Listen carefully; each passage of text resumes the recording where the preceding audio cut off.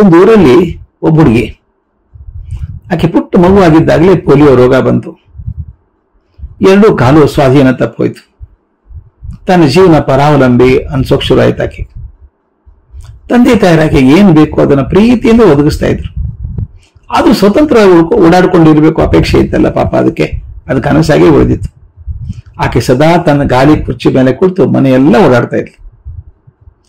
ಅವಳ ಮೆಚ್ಚಿನ ಜಾಗ ಅಂದ್ರೆ ಮನೆ ಹಜಾರದ ಕೊನೆ ಕಿಟಕಿ. ಅಲ್ಲಿ ಕೂತು ತಾಸುಗಟ್ಲೆ ಹೊರಗಡೆ ನೋಡ್ತಾ ಸಮಯ ಕಳೀತಾ ಇದ್ಲು. ಕಿಟಕಿಯಿಂದ ಹೊರಗೆ ನೋಡಿದ್ರೆ ಮೈದಾನ ಕಾಣಿಸುತ್ತೆ. ಸಂಜೆ ಆದೊಡನೆ ಅಲ್ಲಿ ಅನೇಕ ಮಕ್ಕಳು ಬರ್ತಾರೆ, ಆಟ ಆಡ್ತಾರೆ. ಹಿರಿಯರು ಮೈದಾನ ಸುತ್ತ ವಾಯು ವಿಹಾರ ಮಾಡ್ತಾರೆ. ಈ ಮಕ್ಕಳ ಆಟ ನೋಡೋದೇ ಸೊಗಸು. ಆದರೆ ಹುಡುಗಿಗೆ ಅವ್ರ ಆಟ ಪಾಠಗಳನ್ನು ನೋಡಿದಾಗ ತನ್ನ ಅಸಹಾಯಕತೆ ಬಗ್ಗೆ ಕೋಪ, ಹತಾಶೆ ಉಕ್ಕಿ ಬರ್ತಾ ಇತ್ತು. ಅವ್ರ ಆಟ, ಕುಣಿತ, ಹಾರಾಟ ನೋಡಿ ತಾನು ಅವ್ರು ಹಾಗೆ ಇದ್ದಿದ್ದು ಎಷ್ಟು ಚಂದ ಅಂತ ಚಿಂತೆ ಮಾಡಿ ದುಃಖ ಪಡ್ತಿದ್ಲು. ಒಂದಿನ ಹಾಗೆ ಕಿಟಕಿ ಪಕ್ಕ ಕುಳಿತು ನೋಡುವಾಗ ಹನಿ ಹನಿ ಮಳೆ ಬರೋಕ್ ಶುರುವಾಯ್ತು. ಇನ್ನು ಸೂರ್ಯಾಸ್ತ ಆಗಿರ್ಲಿಲ್ಲ. ಚಕ್ಕನೆ ಆಕಾಶದಲ್ಲೂ ಸುಂದರ ಕಾಮನ ಬಿಲ್ಲು ಮೂಡಿ ಬಂತು. ಹುಡುಗಿ ತನ್ನೆಲ್ಲಾ ಕಷ್ಟಗಳನ್ನು ಮರೆತು ಅದು ನೋಡೋದು ತಮ್ಮಯ್ಯ ಆಗ್ಬಿಟ್ಲು. ಆಕೆ ಮನಸ್ಸು ಸಂತೋಷ ತುಂಬಿಕೊಂತು. ಸ್ವಲ್ಪ ಹೊತ್ತಿಗೆ ಮಳೆ ನಿಂತು ಕಾಮನ್ ಬಿಲ್ಲು ಕರಗೋಯ್ತು. ಹುಡುಗಿ ತಾಯಿ ಕೇಳಿದ್ಲು, ಅಮ್ಮ ಆ ಕಾಮನ್ ಬಿಲ್ ಬಂದದ್ದು ಹೇಗೆ, ಮತ್ತೆ ಎಲ್ಲಿ ಮಾಯ ಆಯ್ತು? ತಾಯಿ ಹೇಳಿದ್ಲು, ಮಗು, ಇದು ಒಂದೇ ಕಾಲದಲ್ಲಿ ಮಳೆ ಮತ್ತು ಸೂರ್ಯನ ಬೆಳಕು ಸೇರಿದಾಗ ಮಾತ್ರ ಕಾಮನ್ ಬಿಲ್ಲು ಸೃಷ್ಟಿಯಾಗುತ್ತೆ. ಇವುಗಳಲ್ಲಿ ಯಾವುದಾದ್ರೂ ಒಂದು ಇಲ್ಲದೆ ಹೋದ್ರೆ ಅದು ಕಾಣೋದಿಲ್ಲ ಅಂತ ಹೇಳಿದ್ರು.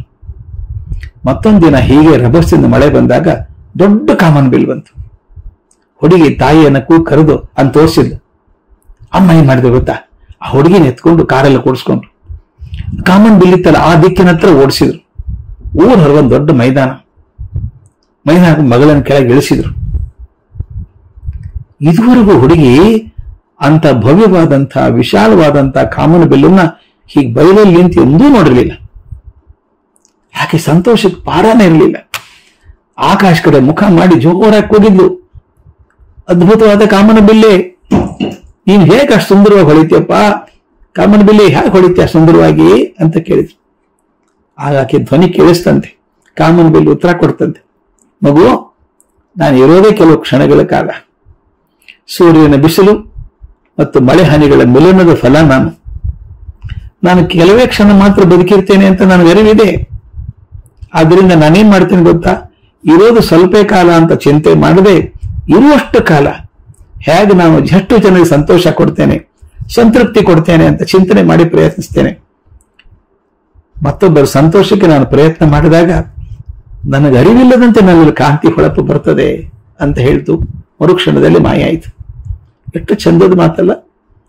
ಮತ್ತೊಬ್ಬರಿಗೆ ಸಂತೋಷ, ತೃಪ್ತಿ ಕೊಡಬೇಕು ಅಂತ ನಾನು ಪ್ರಯತ್ನ ಮಾಡಿದಾಗ ನನಗೆ ಗೊತ್ತಿಲ್ಲದ ಹಾಗೆ ಮುಖದ ಮೇಲೆ ಹೊಳಪು ಬರ್ತದೆ. ಹುಡುಗಿಗೆ ತನ್ನ ಭಾರ ಕಮ್ಮಿ ಆದಂಗೆ ಅನಿಸ್ತು. ನಾನು ಹೇಗಿದ್ದೇನೆ, ಎಷ್ಟು ಕಾಲ ಇರ್ತೇನೆ ಅಂತ ಚಿಂತಿಸೋದ್ ಬದಲು ನಮ್ಮ ಸುತ್ತಮುತ್ತ ಇರುವಂತವರಿಗೆ ಹೇಗೆ ಸಂತೋಷ ಕೊಡಬಹುದು ಅಂತ ಚಿಂತಿಸಿ ಬದುಕಿದಾಗ ಬದುಕಿನ ಭಾರ ಕಮ್ಮಿ ಆಗ್ತದೆ. ಮುಖದಲ್ಲಿ ಮುಗುಳ್ನಗೆ ಮೂಡುತ್ತದೆ. ಕಾಮನ ಬಿಲ್ಲಿನ ಕಾಂತಿ ಬರ್ತದೆ. ಸೂರ್ಯನ ಬೆಳಕು ಒಂದು ಭರವಸೆ. ದಯವಿಟ್ಟು ನೆನಪಿಡಿ ಸ್ನೇಹಿತರೆ, ಸೂರ್ಯನ ಬೆಳಕು ಒಂದು ಭರವಸೆ, ಮಳೆ ಒಂದು ಅವಕಾಶ. ಈ ಭರವಸೆ ಅವಕಾಶಗಳು ಸೇರಿದಾಗ ಕಾಮನ ಬಿಲ್ಲಾಗುತ್ತೆ.